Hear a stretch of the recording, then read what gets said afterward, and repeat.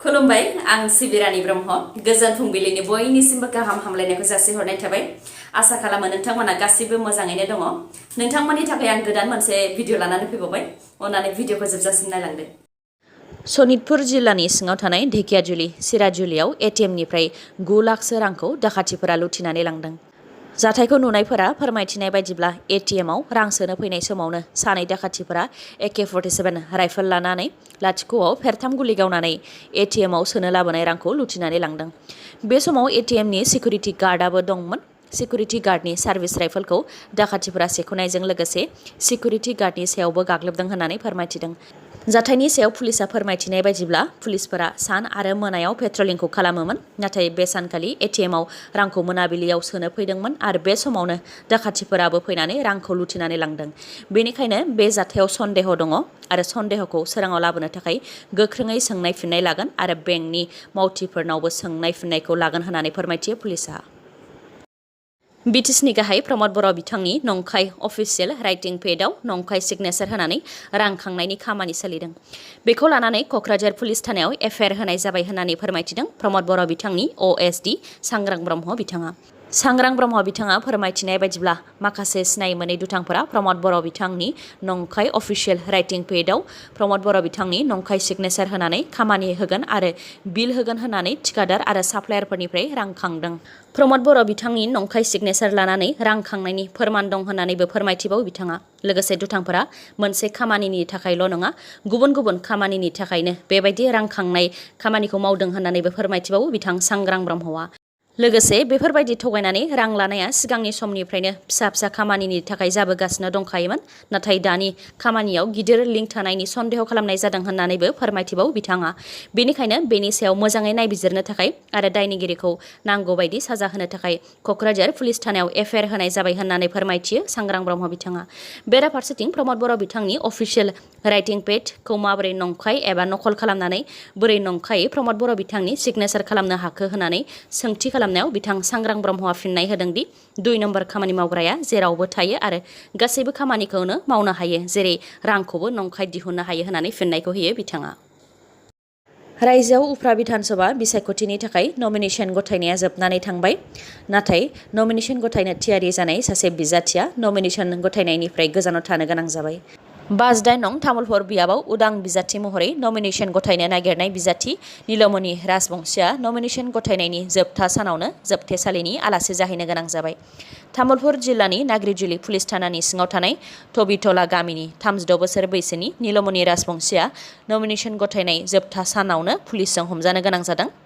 Tamulpur police आरो नाग्रिजुलि पुलिसआ नीलमणि राजबंशीखौ धेमाजि जिल्ला पुलिसनि गसर नं 254/2015 नि हेफाजाबैनो हमदों रिपर्टनि बायदिब्ला नीलमणि राजबंशीआ एटिएम लुथिनाय आरो बेनि अनगायैबो गोबां गेदेर सिखाव दाखायत खालामनायजों लोब्बा दङ जायनि थाखाय बिथांनि हेंथा दाब पुलिस थानायाव केस दङ आसामनि गुबुन गुबुन कर्टनिफ्रायबो बिथांनि हेंथायै नन बेलेबल वारेन्ट इस्युबो खालामनाय जादोंमोन जेरै धेमाजि CJM कर्टनिफ्रायबो नन बेलेबल वारेन्ट इस्यु खालामनाय जादों मख'नो गोनांदि थांनाय बिधान सभा बिसायख'थि आरो बिटिसिनि नाग्रिजुलि बियाबनिफ्रायबो बिथाङा उदां बिजाथि महरै गसंदोंमोन आरो बे बारावबो बिथाङा उफ्रा बिधान सभा बिसायख'थिनि थाखाय नमिनेशन गथायनो थागथियारि जादोंमोन नाथाय फैमाल बिथाङा पुलिसनि आखायाव हमजानो गोनां जाबाय आसामनि थाखाय ट्रफी लाबोनो हाबाय फ्लरिना गगैआ सनी टीवी चेनेलाव खुंजानाय मुंदांखा सुपार डेन्सार चैप्टार 4 आव आसाम जरहाटनि फ्लरिना गगैआ देरहासारनो हाबाय बिथाङा सुपार डेन्सार चैप्टार 4 नि ट्रफीजों लोगोसे 15 लाख रांनि प्राइज मानिखौ मोननो हाबाय लोगोसे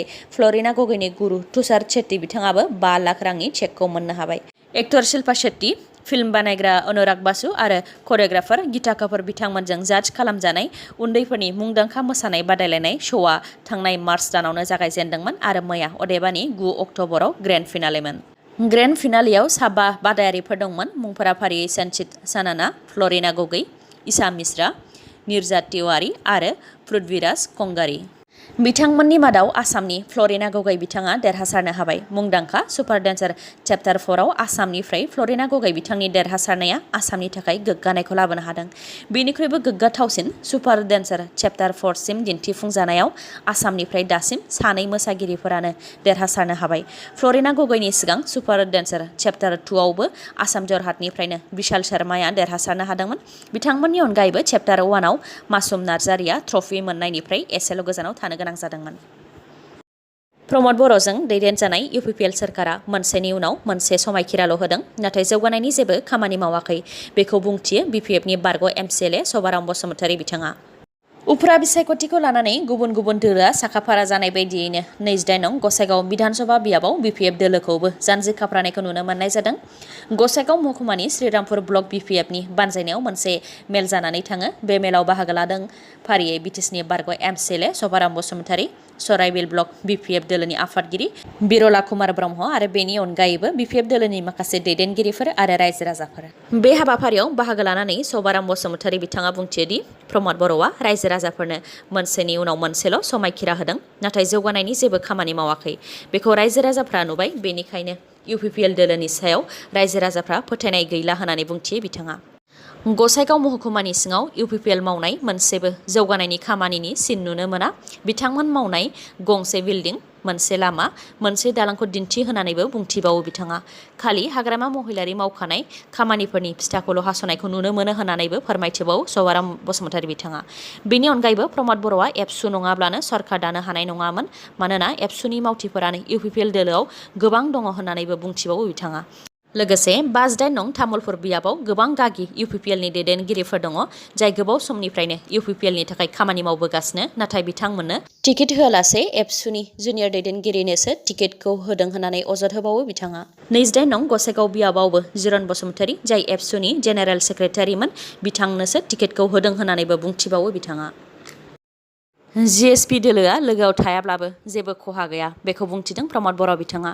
मख'नो गोनांदि जिएसपि दोलोआ काउन्सिलाव इउपिपिएल आरो बिजेपि दोलोजों एलायन्स थासेयावबो उफ्रा बिधानसभा बिसायख'थियाव इउपिपिएल दोलोनि हेंथायै 28 नं गसाइगाव बियाब आरो 28 नं तामुलपुर बियाबाव उदां बिजाथि फसंदों।